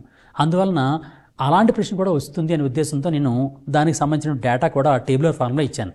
ఏంటంటే భారతదేశంలో ప్రధానులు, వారి పదవీ కాలం ఏంటి, ఆ వరుస క్రమం కూడా ఒకసారి క్వశ్చన్ అడిగాడు. క్వశ్చన్ ఎలా అడిగాడంటే, ఈ క్రింది వారిలో భారత ప్రధానుల్ని వరుస క్రమంలో అమర్చుము అన్నాడు. అందువల్ల ఎవరు అన్నది వరుసగా చూసుకోండి. అంటే జవహర్లాల్ నెహ్రూ, గుల్జారీలాల్ నందా, లాల్ బహదూర్ శాస్త్రి, మళ్ళీ గుల్జారీలాల్ నందా, ఇందిరాగాంధీ, మొరార్జీ దేశాయ్, చరణ్ సింగ్, ఇందిరాగాంధీ, రాజీవ్ గాంధీ, విపి సింగ్, చంద్రశేఖర్, పివి నరసింహారావు, అటల్ బిహారీ వాజ్పేయి, తర్వాత కాలంలో దేవగౌడ గారు, తర్వాత ఇంద్రకుమార్ గుజరాల్ గారు, అటల్ బిహారీ వాజ్పేయి గారు, మన్మోహన్ సింగ్ గారు, నరేంద్ర మోడీ గారు. అందువల్ల ఈ పాయింట్ కూడా వరుస క్రమం, కనీసం వరుస క్రమాన్ని గుర్తుంచుకోండి. డేట్స్ గుర్తుంచుకుంటే చాలా సంతోషం. ఒకవేళ అలా కాకపోయినా వరుస క్రమాన్ని సరే తప్పనిసరి గుర్తుంచుకోండి. అదేవిధంగా 195లో మీకు టేబులర్ ఫార్మ్లో మరొకటి ఇచ్చాను. అదేంటంటే ప్రస్తుతం అత్యధిక కాలం, ఎందుకంటే నేను ఇక్కడ ఈ పాయింట్ ఎందుకు చెప్తున్నానంటే, అత్యధిక సార్లు ప్రధానమంత్రిగా ప్రమాణ స్వీకారం చేసినటువంటి వ్యక్తి ఎవరు అంటే జవహర్లాల్ నెహ్రూ గారు. అదేవిధంగా అదే 3 సార్లు నరేంద్ర మోడీ గారు కూడా ప్రస్తుతం ప్రమాణ స్వీకారం చేశారు. అందువలన నేను ఎక్స్పెక్ట్ చేస్తున్నది ఏంటంటే ప్రశ్న ఆ విధంగా కూడా వచ్చే అవకాశం ఉంది. దానికోసం ఈ టేబుల్ మీకు ఇచ్చాను. పేజ్ నెంబర్ 195లో ఏమి ఇచ్చాను అంటే, మొట్టమొదటి ప్రధాని, అత్యధిక సార్లు ప్రధానిగా చేసినటువంటి మొట్టమొదటి వ్యక్తి ఎవరంటే జవహర్లాల్ నెహ్రూ. ఆయన 3 సార్లు ప్రధానిగా ప్రమాణ స్వీకారం చేశారు. ప్రధానిగా వరుసగా చేసినటువంటి పదవీ కాలం ఎంత అంటే 16 సంవత్సరాల 286 రోజులు. ప్రధానిగా పనిచేసిన మొత్తం కాలం ఎంత అంటే 16 సంవత్సరాల 286 రోజులు. అది ఫస్ట్ ప్లేస్. సెకండ్ ప్లేస్ ఎవరికి ఉందంటే ఇందిరాగాంధీ గారికి ఉంది. ఆవిడ 11 సంవత్సరాల 59 రోజులు ఆవిడ పనిచేశారు వరుసగా. అయితే అదే మొత్తం తన జీవితకాలంలో 15 సంవత్సరాల 350 రోజులు ఆవిడ తన జీవితకాలంలో ప్రధానిగా పనిచేశారు. నెక్స్ట్ వచ్చినటువంటి వ్యక్తి ఎవరంటే నరేంద్ర మోడీ గారే. ప్రస్తుతం ఉన్నటువంటి ప్రధాని అయినటువంటి నరేంద్ర మోడీ గారు 3 సార్లు ప్రమాణ స్వీకారం చేశారు. ఇప్పటిదాకా 10 సంవత్సరాల పైబడి ప్రస్తుతం ఆయన పదవిలో ఉన్నారు. కాబట్టి పైబడి అంటే ప్రతిరోజు కూడా కౌంటబులే కాబట్టి 10 సంవత్సరాల పైగా ప్రస్తుతం ఆయన పదవిలో కొనసాగుతున్నారు. నెక్స్ట్ వచ్చిన ఆయన మన్మోహన్ సింగ్ గారు. ఆయన 2 సార్లు ప్రమాణ స్వీకారం చేశారు. 10 సంవత్సరాల 4 రోజులు మాత్రమే ఆయన పదవిలో ఉన్నారు. నెక్స్ట్ 5వ వ్యక్తి అటల్ బిహారీ వాజ్పేయి గారు. ఆయన 6 సంవత్సరాల 64 రోజులు ఉన్నారు. తర్వాత రాజీవ్ గాంధీ గారు 5 సంవత్సరాల 32 రోజులు. తర్వాత పివి నరసింహారావు గారు 4 సంవత్సరాల 330 రోజులు. నెక్స్ట్ మొరార్జీ దేశాయ్ గారు 2 సంవత్సరాల 126 రోజులు. నెక్స్ట్ లాల్ బహదూర్ శాస్త్రి గారు 1 సంవత్సరం 216 రోజులు. నెక్స్ట్ విపి సింగ్ గారు అంటే విశ్వనాథ్ ప్రతాప్ సింగ్ గారు 343 రోజులు. ఓకే, అందువల్ల ఈ టేబులర్ ఫార్మ్ మాత్రం తప్పనిసరిగా మీరు గుర్తుంచుకోండి. నెక్స్ట్, ఈ మధ్యకాలంలో కొన్ని రాష్ట్రాల యొక్క ఎలక్షన్స్ జరిగాయి.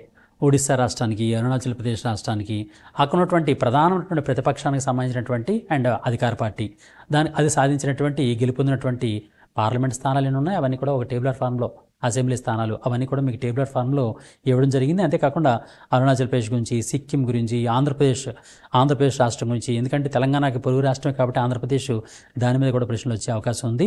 దానికి సంబంధించినటువంటి అంటే ఆంధ్రప్రదేశ్ సంబంధించినటువంటి డీటెయిల్స్ కూడా పేజ్ నెంబర్ 197 197వ పేజీలో పూర్తి డీటెయిల్స్ మీకు ఇవ్వడం జరిగింది. అక్కడ ఉన్నటువంటి మొత్తం పార్టీల్లో ఏ పార్టీకి ఎన్నెన్ని సీట్లు రావడం జరిగింది అనే దాన్ని మీకు ఇచ్చాను. ముఖ్యమంత్రికి ఎవరు ప్రమాణ స్వీకారం చేశారు ఆ రాష్ట్రాల్లో అనేది కూడా ఇచ్చాను. అయితే ఈ మధ్యకాలంలో అనేక రాష్ట్రాల్లో కొత్త ముఖ్యమంత్రులు వచ్చారు కాబట్టి దీని మీద ప్రశ్నలు మరో రకంగా కూడా మనం ఆలోచించాలి. ఎలా ఆలోచించాలి? ఒక ముఖ్యమంత్రికి రాజ్యాంగబద్ధమైనటువంటి హోదా ఏ విధంగా వచ్చింది అనే అంశాన్ని కూడా మనం గుర్తుంచుకోవాలి. అందువల్ల అక్కడ డీటెయిల్స్ పూర్తిగా ఒక ముఖ్యమంత్రికి సంబంధించిన డీటెయిల్స్ మొత్తం నేను ఇవ్వడం జరిగింది. ఎందుకంటే ఎలా అంటే ఫర్ ఎగ్జాంపుల్ ఒక రాష్ట్రానికి ముఖ్యమంత్రి గవర్నర్చే నియమించబడతారు అని పేర్కొంటున్నటువంటి భారత రాజ్యాంగంలోని ఆర్టికల్ ఏది అని చూసుకోవాలి. అది 164. ఒక రాష్ట్ర ముఖ్యమంత్రిని ఎవరు ఎన్నుకుంటారు అంటే ఎన్నికైనటువంటి ఆ రాష్ట్ర ఎమ్మెల్యేలు ఎన్నుకుంటూ ఉంటారు. ఒక రాష్ట్ర అసెంబ్లీకి జరిగినటువంటి ఎన్నికల్లో ఏ రాజకీయ పార్టీకి స్పష్టమైన అధికార బలం లేని సందర్భంలో ప్రభుత్వాన్ని ఏర్పాటు చేయాల్సిందిగా ఎవరిని ఆ రాష్ట్ర గవర్నర్ కోరతారు అని ఒకసారి క్వశ్చన్ అడిగాడు. దానికి ఆన్సర్ ఏంటంటే అత్యధిక స్థానాల్లో గెలుపొందినటువంటి రాజకీయ పార్టీని కోరుతూ ఉంటారనమాట. అలాగే ఒక రాష్ట్ర ముఖ్యమంత్రి చేత ఎవరు ప్రమాణ స్వీకారం చేయిస్తారు? రాష్ట్ర గవర్నర్ ప్రమాణ స్వీకారం చేయిస్తూ ఉంటారన్నమాట. ఒక రాష్ట్రానికి ముఖ్యమంత్రి గవర్నర్చే నియమించబడతారు అని పేర్కొంటున్నటువంటి భారత రాజ్యాంగంలోని ఆర్టికల్ ఏది? ఆ విధంగా కూడా ఆర్టికల్స్ మనం చదువుకోవాలి. అది 164 ఆర్టికల్ అనమాట. ఇలా దానికి సంబంధించినటువంటి ఇన్ డీటెయిల్డ్గా దానికి సంబంధించిన పూర్తి ఇన్ఫర్మేషన్ని పేజ్ నెంబర్ 198లో ఇచ్చానండి.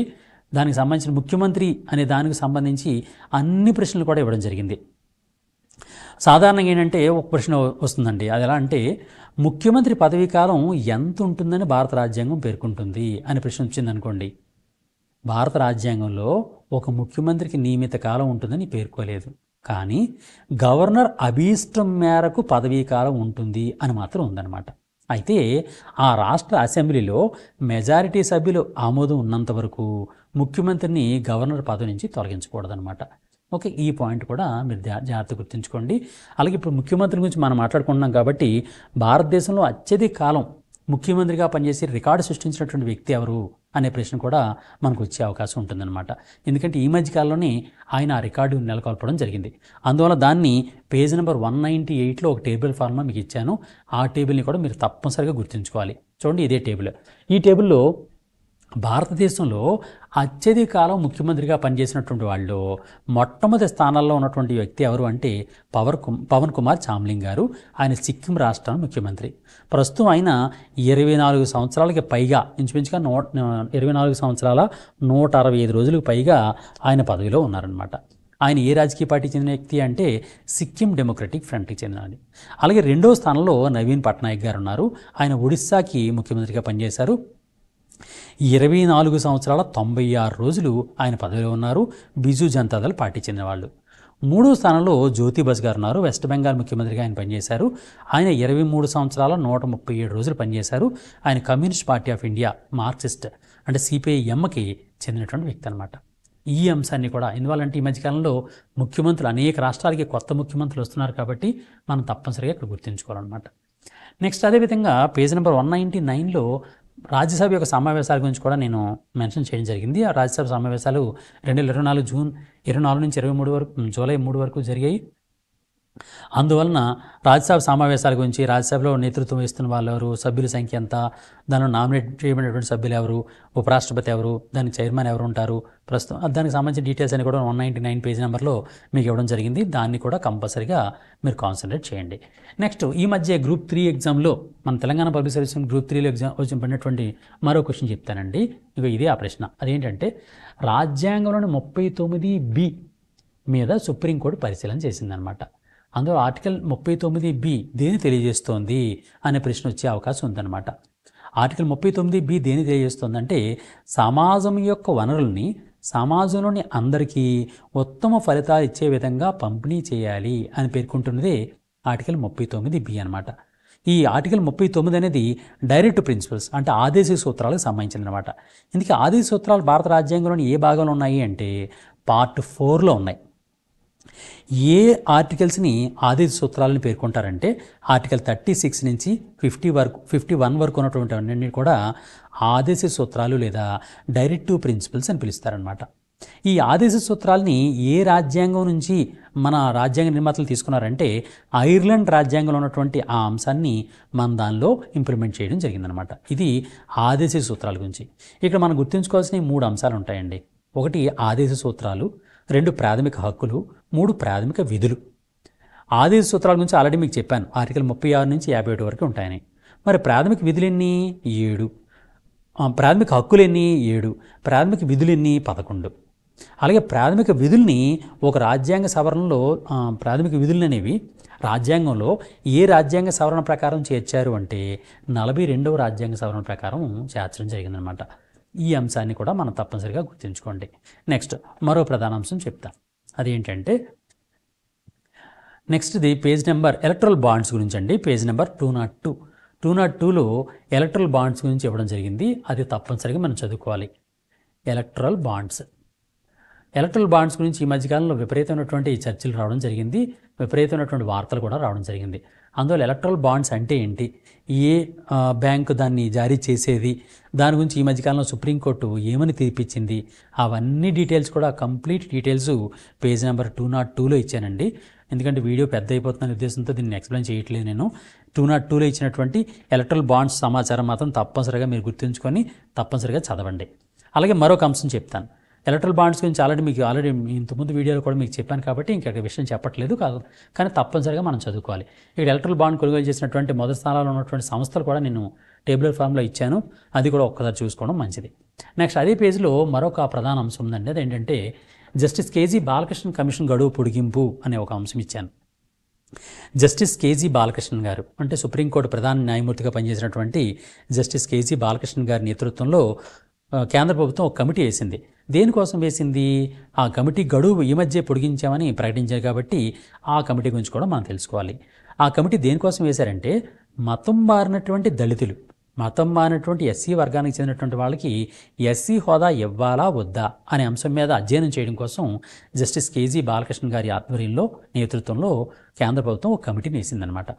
ఇందుకీ ఎస్సీ వర్గాల వారు ఏ మతంలోకి వెళితే వాళ్ళకి రిజర్వేషన్లు వర్తించు అని సుప్రీంకోర్టు పేర్కొంటోంది అని అంటే ఇస్లాం మతంలో కానీ క్రిస్టియన్ మతంలో కానీ వెళ్తే ఎస్సీ కులాల వారు ఆ రిజర్వేషన్ కూలిపోతారని మధ్యకాలంలో సుప్రీంకోర్టులో అనేకమైనటువంటి వాదనలు జరుగుతున్నాయి. కాబట్టి దాని మీద వివరించడం కోసం సలహాలు ఇవ్వడం కోసం కేజీ బాలకృష్ణ గారి ఆధ్వర్యంలో కమిటీని వేయడం జరిగిందనమాట. అసలు ఎస్సీ రిజర్వేషన్లు అనేవి ఎవరికి మాత్రమే అమలు చేస్తున్నామని రాజ్యాంగంలో పేర్కొన్నారంటే హిందూ మతంలో ఉన్నటువంటి షెడ్యూల్ కులాల వరకు మాత్రమే అని దానిలో పేర్కోవడం జరిగిందనమాట. అందువలన దాని మీద చర్చించడం కోసం అని చెప్పి కేజీ బాలకృష్ణ గారి ఆధ్వర్యంలో ఇప్పుడు కమిటీ వేయడం జరిగింది.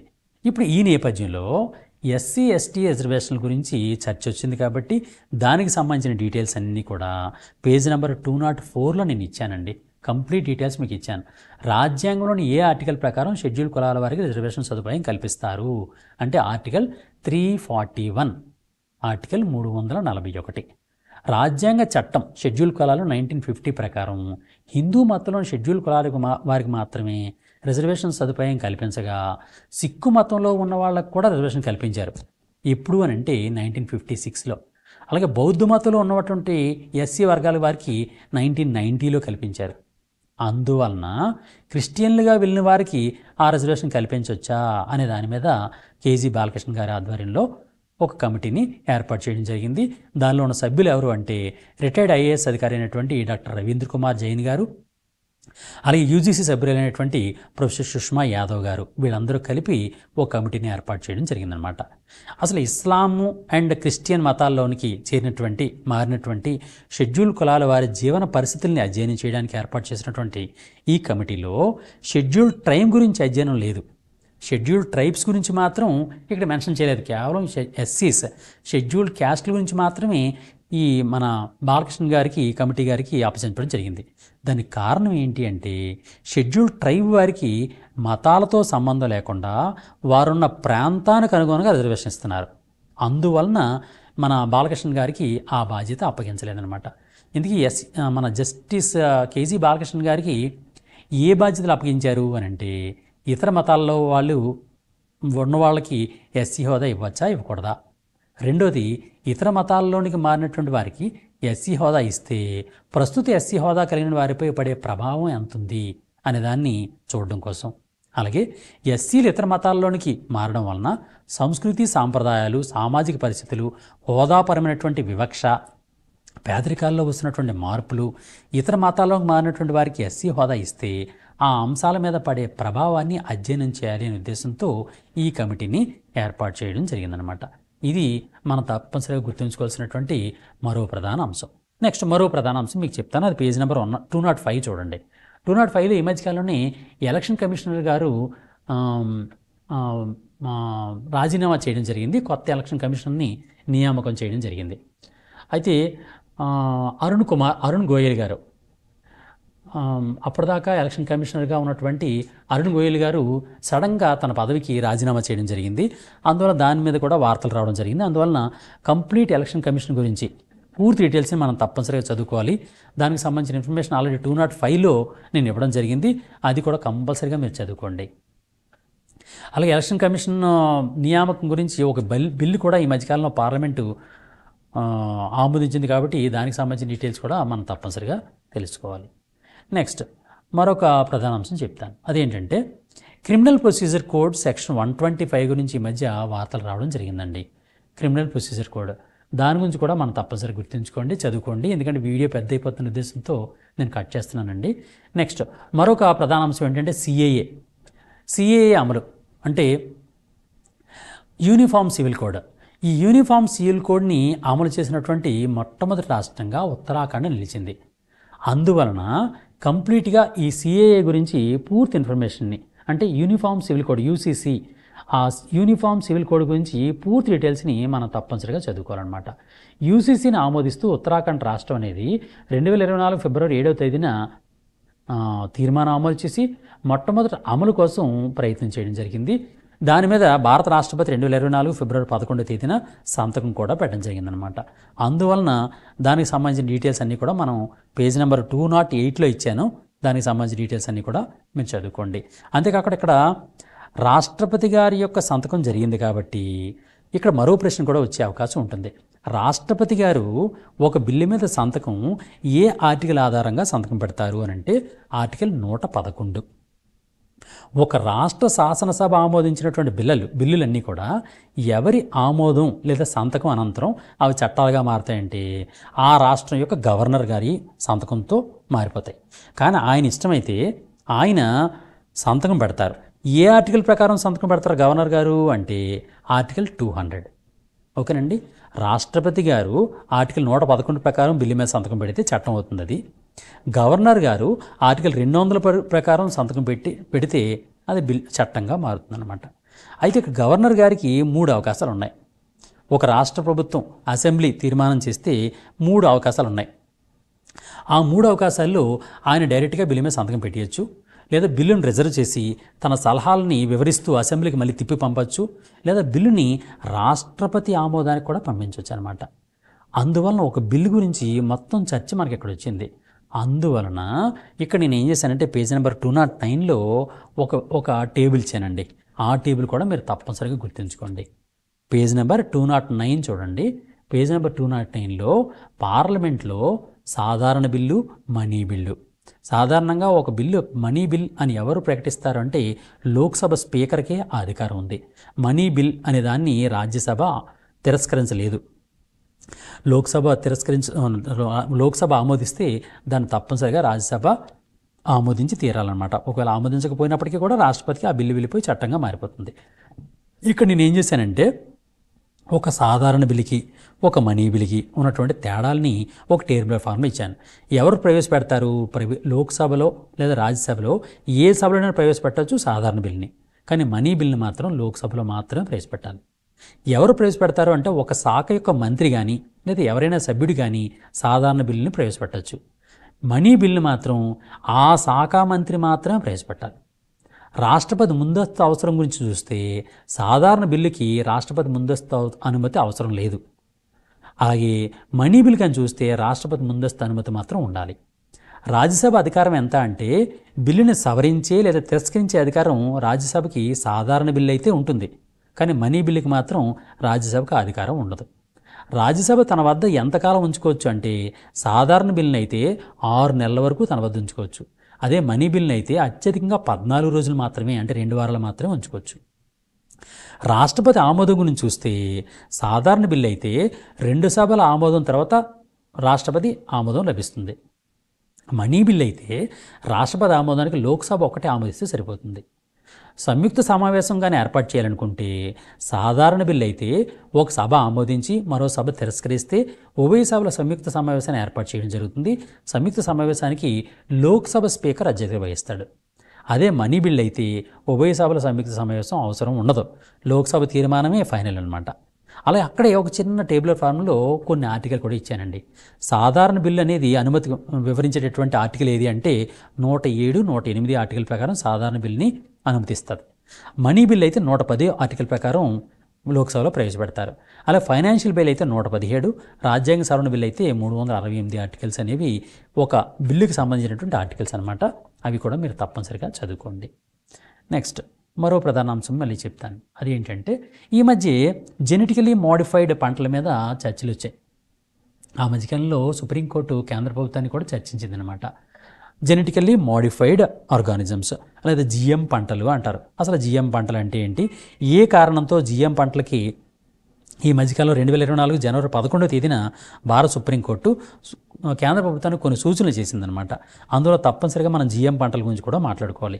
ప్రకృతి మీద ఈ జిఎం పంటలు అంటే జెనెటికల్లీ మోడిఫైడ్ క్రాప్స్ అనేవి ఎటువంటి ప్రభావం కలిగిస్తూ ఉంటాయి అనే దాని గురించి డీటెయిల్స్ చెప్పాలని సుప్రీంకోర్టు కేంద్ర ప్రభుత్వానికి ఆజ్ఞ జారీ చేసిందనమాట. అందువల్ల దానికి సంబంధించిన డీటెయిల్స్ అన్నీ కూడా పేజ్ నెంబర్ 210 210వ పేజీలో మీకు డీటెయిల్స్, పూర్తి డీటెయిల్స్, అసలు జన్యు పరివర్తితమైనటువంటి పంటలు, జెనెటికల్లీ మోడిఫైడ్ క్రాప్స్, అలాగే దీనిలో మొట్టమొదటి దేనికి ఇచ్చారంటే అనుమతి జెనెటికల్లీ మోడిఫైడ్ మస్టర్డ్ ఆవాలకి ఇచ్చారనమాట. ఆ ఆవాల పేరు ఏం పేరంటే, దాని సాగులోకి వచ్చినటువంటి ఆవాల పేరు ఏం పేరంటే మస్టర్డ్ హైబ్రిడ్ 11 లేదా దాన్ని DMH11 అని కూడా పిలుస్తున్నారనమాట. DMH అంటే దారా మస్టర్డ్ హైబ్రిడ్ అని అర్థం అనమాట.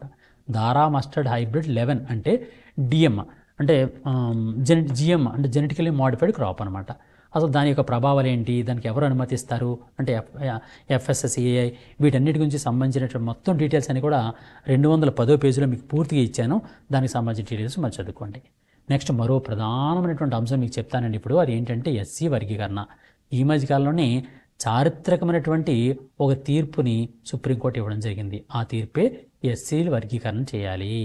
SCల్లో కూడా కొంతమంది అభివృద్ధి చెందారు, మరికొన్ని అభివృద్ధి చెందలేదు. కాబట్టి రిజర్వేషన్ ఫలాలను అందరికీ అందించాలనే ఉద్దేశంతో SC వర్గాల్ని విభజించాలి, ABCDగా డివైడ్ చేయాలనే ఉద్దేశంతో SC కమిషన్ అనే దాని గురించి, SC వర్గీకరణ గురించి సుప్రీంకోర్టు తీర్పిచ్చినటువంటి నేపథ్యంలో SC వర్గీకరణ గురించి పూర్తి డీటెయిల్స్ అన్నీ కూడా పేజ్ నెంబర్ 211లో నేను డీటెయిల్స్ ఇచ్చాను. అది కంపల్సరీగా చదవండి. ఎందువలంటే ఆల్రెడీ కేంద్ర ప్రభుత్వం SC వర్గీకరణ కోసం ఒక కమిటీని ఏర్పాటు చేసింది. ఆ కమిటీకి ఎవరు నేతృత్వం వహిస్తున్నారంటే కేంద్ర కేబినెట్ కార్యదర్శి అయినటువంటి రాజీవ్ గాబా గారు దీనికి నేతృత్వం వహిస్తున్నారు. దానికి సంబంధించిన మొత్తం డీటెయిల్స్ అని కూడా పేజ్ నెంబర్ 211 పేజీలో నేను ఇచ్చాను. అవన్నీ డీటెయిల్స్ మీరు చదువుకోండి. అంతేకాకుండా భారత రాజ్యాంగంలో రిజర్వేషన్లు వేరు ఆర్టికల్స్ అని చెప్పి 212వ పేజీలో కంప్లీట్ డీటెయిల్స్, అసలు రిజర్వేషన్ అనే దానికి సంబంధించిన మొత్తం డీటెయిల్స్ అన్నీ కూడా ఇంతకు మించి ప్రశ్న వచ్చే అవకాశం ఉండదు.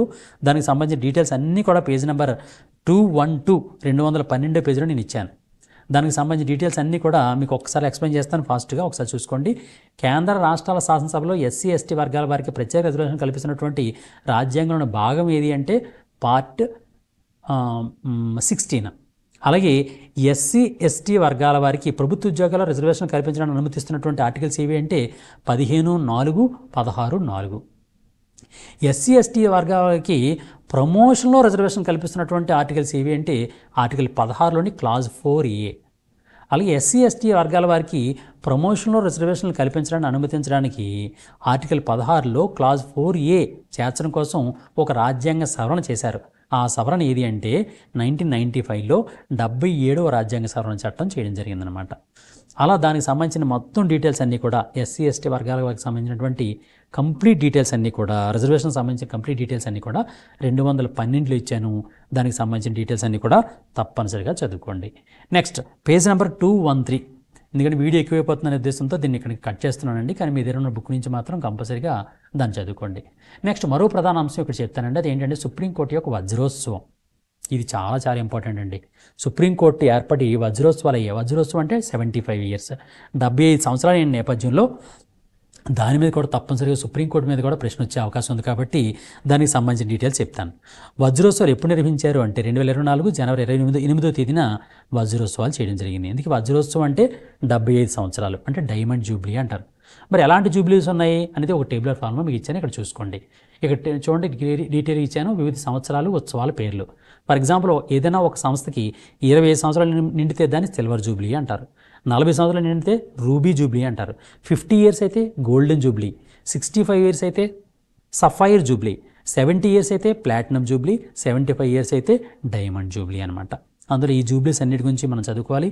అలాగే సుప్రీంకోర్టులో అసలు ఎన్ని స్థానాలు ఉంటాయి, సుప్రీంకోర్టులో ఎంతమంది న్యాయమూర్తులు ఉంటారు, వాళ్ళలో తెలుగువారు ఎవరు, సుప్రీంకోర్టు చీఫ్ జస్టిస్గా ఈ మధ్య కాలంలోనే మన తెలుగువారైనటువంటి ఎన్వి రమణ గారు ఈ మధ్య రిటైర్ అయ్యారు. కాబట్టి మనం గుర్తుంచుకోవాల్సిన అంశం ఏంటంటే ఇప్పటివరకు భారత సుప్రీంకోర్టులో ఎంతమంది తెలుగు వ్యక్తులు చీఫ్ జస్టిస్లుగా సుప్రీంకోర్టు ప్రధాన న్యాయమూర్తులుగా పనిచేశారు అనే అంశాన్ని మనం చదువుకోవాలి. వాళ్ళు ఇద్దరు ఎవరెవరంటే, ఒకరు అత్యంత ప్రముఖమైనటువంటి వ్యక్తి, ఆయన జస్టిస్ కోకా సుబ్బారావు గారు. రాజ్యాంగంలో ఉన్నటువంటి అత్యంత ప్రధానమైనటువంటి తీర్పుల్ని ఆయన ఇవ్వడం జరిగింది. కోకా సుబ్బారావు గారు, ఆయన మన తెలుగు వ్యక్తే. అలాగే ఈ మధ్య రిటైర్ అయినటువంటి జస్టిస్ ఎన్వి రమణ గారు. నెక్స్ట్ అదేవిధంగా 2027 అక్టోబర్లో భారత సుప్రీంకోర్టు ప్రధాన న్యాయమూర్తిగా నియమితులవడానికి అవకాశం ఉన్నటువంటి తెలుగు వ్యక్తి అత్యంత త్వరలో 2027 అక్టోబర్లో మన తెలుగు వ్యక్తి మూడో వ్యక్తి అయినటువంటి జస్టిస్ శ్రీ నరసింహ గారు సుప్రీంకోర్టు ప్రధాన న్యాయమూర్తిగా అవడానికి అవకాశాలు ఎక్కువగా ఉన్నాయి. ఎందుకంటే ఆయనే వరుస క్రమంలో ఉన్నారనమాట. అందువల్ల ఈ ముగ్గురు వ్యక్తుల గురించి జస్టిస్ కోకా సుబ్బారావు గారు, ఎన్వి రమణ గారు ఆల్రెడీ సుప్రీంకోర్టు చీఫ్ జస్టిస్లు అయిపోయారు. 2027 అక్టోబర్లో మన తెలుగు వ్యక్తి అయినటువంటి జస్టిస్ శ్రీ నరసింహ గారు అయ్యే అవకాశాలు ఉన్నాయి. అలాగే సుప్రీంకోర్టు చీఫ్ జస్టిస్లుగా ఇప్పటిదాకా ఎంతమంది మహిళలు పనిచేశారు అంటే 7 మహిళలు. అందులో మొట్టమొదటి వ్యక్తి ఎవరు అంటే ఫాతిమా బీబీ గారు. అంటే మహిళల్లో మొట్టమొదటి వ్యక్తి ఫాతిమా బీబీ గారు. ఇలా దీనికి సంబంధించి అంటే ఒక సుప్రీంకోర్టు అనే దానికి సంబంధించి కంప్లీట్ డీటెయిల్స్ అన్నీ కూడా పేజ్ నెంబర్ 213లో ఇచ్చాను. ఎలాంటి డీటెయిల్స్ అంటే, ఫర్ ఎగ్జాంపుల్ ప్రస్తుతం భారత సుప్రీంకోర్టు లో ఉన్నటువంటి మొత్తం న్యాయమూర్తుల సంఖ్య ఎంత, సాధారణంగా భారత సుప్రీంకోర్టులో ఎంతమంది న్యాయమూర్తులు ఉంటారు అంటే 33+1 33 మంది న్యాయమూర్తులు, ఒక ప్రధాన న్యాయమూర్తి ఉంటారు. అలాగే భారత సుప్రీంకోర్టు హైకోర్టు న్యాయమూర్తులు ఎవరు నియమిస్తారు? కొలీజియం సిఫార్సుకు అనుగుణంగా భారత రాష్ట్రపతి నియమిస్తారు. సుప్రీంకోర్టు న్యాయమూర్తుల యొక్క పదవీ కాలం ఎంత? 65 సంవత్సరాలు వయసు వచ్చే వరకు. సుప్రీంకోర్టు ఎప్పుడు ఏర్పాటు చేశారు? 1950 జనవరి 28. సుప్రీంకోర్టుని రాజ్యాంగంలోని ఏ ఆర్టికల్ ప్రకారం ఏర్పాటు చేశారు? 124 నుంచి 147. ఈ ఆర్టికల్స్ అనేవి సుప్రీంకోర్టు గురించి తెలియజేస్తున్నాయి. 124 ప్రకారం సుప్రీంకోర్టుని ఏర్పాటు చేయడం జరిగింది. సుప్రీంకోర్టు అనేది 1950లో ఏర్పాటు చేసామన్నాం కదండి, కానీ స్వాతంత్రానికి పూర్వమే ఏర్పాటైంది. కానీ దాని పేరు వేరేగా ఉండేది. దాని పేరు ఏం పేరంటే ఫెడరల్ కోర్ట్ ఆఫ్ ఇండియా. ఈ ఫెడరల్ కోర్ట్ ఆఫ్ ఇండియాని 1950 జనవరి 8న సుప్రీం కోర్ట్ ఆఫ్ ఇండియాగా మార్చారనమాట. ఇందుకే ఫెడరల్ కోర్ట్ ఆఫ్ ఇండియాని ఎప్పుడు ఏర్పాటు చేశారు అంటే 1937 అక్టోబర్ 1వ తేదీన ఏర్పాటు చేశారు. సుప్రీంకోర్టు యొక్క నినాదం మోటో ఏంటి అంటే యదో ధర్మస్య తదో జయతి. యదో ధర్మస్య తదో జయతి అంటే ఎక్కడ ధర్మం ఉంటుందో అక్కడ జయం ఉంటుంది అని చెప్పారనమాట. అంతేకాకుండా హైకోర్ట్స్ గురించి కూడా మీకు డీటెయిల్స్ ఇచ్చాను. హైకోర్టులు ప్రస్తుతం ఎన్ని హైకోర్టులు ఉన్నాయి, ఏ రాజ్యాంగం ఆర్టికల్ ప్రకారం హైకోర్టులు ఏర్పాటు చేయబడ్డాయి, చివరిగా ఏర్పాటు చేసినటువంటి హైకోర్టులన్నీ, భారతదేశంలో ప్రస్తుతం ఎన్ని హైకోర్టులు ఉన్నాయి 25. ఇవన్నీ డీటెయిల్స్ కూడా పేజీ నెంబర్ 214 కంప్లీట్ డీటెయిల్స్ అని కూడా ఇచ్చాను. అంతేకాకుండా సుప్రీంకోర్టు విడుదల చేసే, హైకోర్టు విడుదల చేసే ప్రధానమైన రిట్స్ గురించి కూడా ఇచ్చానండి. ఈ రిట్స్ గురించి మన గ్రూప్ 3 ఎగ్జామ్లో అడిగాడు. రిట్స్ చూడండి, రిట్స్ ఎన్ని ఉన్నాయో: 1 హెబియస్ కార్పస్, 2 మాండమస్, 3 ప్రొహిబిషన్, 4 సెర్ష్యూరారీ, 5 కోవారెంటో. ఈ 5 రిట్లలో ఒక రిట్ తప్పనిసరిగా ప్రతి ఎగ్జామ్లో వచ్చి తీరుతుంది. అలాగే ఈ మధ్యకాలంలో సుప్రీంకోర్టు అనేది ఈ 75 సంవత్సరాల యొక్క డైమండ్ జూబ్లీని చేసుకున్నటువంటి నేపథ్యంలో ఈ 75 సంవత్సరాల్లో భారత సుప్రీంకోర్టు ఇచ్చినటువంటి ప్రధానమైనటువంటి తీర్పులు, భారత స్వాతంత్రం అనంతరం ఇప్పటిదాకా సుప్రీంకోర్టు ఇచ్చినటువంటి చారిత్రకమైనటువంటి కేసులు, వాటి పరిష్కారాలు అనే పేరుతో 2014-15లో ఒక టేబుల్ ఇచ్చానండి. ఈ టేబుల్ కూడా మీరు తప్పనిసరి గుర్తుంచుకోండి. దానిలో ఎలాంటి ప్రధానమైన కేసులు అంటే గోపాలన్ కేసు. ఈ గోపాలన్ కేసులో ప్రాథమిక హక్కులకు విఘాతం కలిగించదనేటటువంటి ఒక ప్రివెంటివ్ డిటెన్షన్ యాక్ట్ గురించి చర్చ జరిగింది. అది చాలా ఇంపార్టెంట్. దాని తర్వాత శంకరీ ప్రసాద్ కేసు 1951, అలాగే Berubari union case 1960, Golaknath case 1967, Kesavananda Bharati case. ఇది చాలా ఇంపార్టెంట్ అండి, ఎందుకంటే కేశవానంద భారతి గారు ఈ మధ్య చనిపోయారు, మరణించారు. అందువలన కేశవానంద భారతి కేసు గురించి కూడా తప్పనిసరిగా మనం చదువుకోవాలి. ఎందుకంటే మౌలిక స్వరూపము, బేసిక్ స్ట్రక్చర్ అనే భావన తీసుకొచ్చినటువంటి ఈ కేసులు అన్నమాట ఇవన్నీ కూడా. అలాగే రాజనారాయణ్ కేసు, అలాగే Minerva mills case, Waman Rao case, Shah Bano Begum case, Indira Sawhney case, S R Bommai case, Vishaka versus state of Rajasthan case, అలాగే Lily Thomas case, Aruna Shanbaug case, NOTA judgment. ఇది క్వశ్చన్ అడిగాడు గ్రూప్ 3లో. నోటా జడ్జిమెంట్ కేసు, అలాగే నిర్భయ కేసు. ఇది చాలా ఇంపార్టెంట్ అండి, నిర్భయ కేసు. అలాగే national legal services authority triple talaq case, 2016లో వచ్చినటువంటి ట్రిపుల్ తలాక్. అలాగే right to privacy case, Puttaswamy case. ఈ కేసులన్నీ కూడా భారత చరిత్రలోనే, భారత న్యాయ వ్యవస్థ చరిత్రలోనే ఉన్నటువంటి అత్యంత ప్రధానమైనటువంటి కేసులు అనమాట. అలాగే భారత న్యాయ వ్యవస్థ గురించి మనం ఒకసారి చూసుకుంటే, న్యాయ వ్యవస్థ నిర్మాణము అనే హెడ్డింగ్తో 216 పేజీలో మీకు ఆ న్యాయ వ్యవస్థలో ఉన్నటువంటి ప్రధానమైనటువంటి వ్యక్తులు ఎవరు, వారికి ఎంత జీతాలు వస్తాయి. ఫర్ ఎగ్జాంపుల్ సుప్రీంకోర్టు ప్రధాన న్యాయమూర్తి చీఫ్ జస్టిస్ ఆఫ్ ఇండియా ఉన్నారు, ఆయన జీతం ఎంత, 2,80,000. సుప్రీంకోర్టు న్యాయమూర్తులకి, హైకోర్టు ప్రధాన న్యాయమూర్తికి 2,50,000 జీతం, హైకోర్టు న్యాయమూర్తులకి 2,25,000 జీతం. అలాగే principal, district and sessions judge, judicial commissioner, register general and high court register, భారత ప్రభుత్వం యొక్క law secretary, secretary general, supreme court secretary, రాష్ట్ర లేదా గవర్నర్ యొక్క న్యాయ సలహాదారు, వీళ్ళందరికీ కూడా నెలకి 1,44,840 రూపాయలు జీతం ఇస్తారనమాట. ఓకే, దానికి సంబంధించిన మొత్తం డీటెయిల్స్ అన్నీ కూడా పేజ్ నెంబర్ 216లో ఇచ్చాను. కంప్లీట్గా మీరు చదువుకోండి, తప్పనిసరిగా మీకు హయ్యెస్ట్ మార్క్స్ వస్తాయి. ఈ 20 అంశాలు మాత్రం కంపల్సరీగా మీరు గుర్తుంచుకోవాలండి. వెరీ వెరీ వెరీ ఇంపార్టెంట్ ఈ 20 అంశాలు. అందువల్ల మీరు ఎట్టి పరిస్థితుల్లో విడిచిపెట్టకండి. మన ఏకలవ్య బుక్లో ఉన్నటువంటి ఆ అంశాలను తప్పనిసరిగా మీరు కంప్లీట్ డీటెయిల్స్ చదవాలి. ఎందుకంటే కొంచెం ఎక్కువ వీడియో చేశాను, అయినప్పటికీ కూడా దీన్ని కంప్లీట్గా మీరు చదువుతారనే ఉద్దేశంతో ఈ వీడియో చేయడం జరిగింది. మిత్రులారా, తప్పనిసరిగా మీ మిత్రులు కూడా దీన్ని షేర్ చేయండి. మన ఏకలవ్యలో ఉన్నటువంటి అత్యంత గొప్ప విషయాన్ని కూడా మీ మిత్రులకు తెలియజేయండి. ఎక్కువ మంది ఏకలవ్య కరెంట్ అఫైర్స్ యూట్యూబ్ ఛానల్ని సబ్స్క్రైబ్ చేసుకునే విధంగా, మన గాంధీయం యాప్ని డౌన్లోడ్ చేసుకునే విధంగా తప్పనిసరిగా చేయండి. ప్లే స్టోర్ నుంచి మన గాంధీయం యాప్ని డౌన్లోడ్ చేసుకోండి, లేదా డిస్క్రిప్షన్లో దాని లింక్ ఇచ్చాను, దాన్ని డౌన్లోడ్ చేసుకోండి. ఈ మధ్యకాలంలో జరిగినటువంటి గ్రూప్ 3 ఎగ్జామ్లో మన ఏకలవ్య యొక్క గొప్పతనం గురించి వీడియోస్ చేయడం జరిగింది. ఆ వీడియోస్ అన్నీ కూడా, దాని లింకులు కూడా నేను డిస్క్రిప్షన్లో ఇచ్చాను, అవన్నీ కూడా తప్పనిసరిగా చదువుకోండి.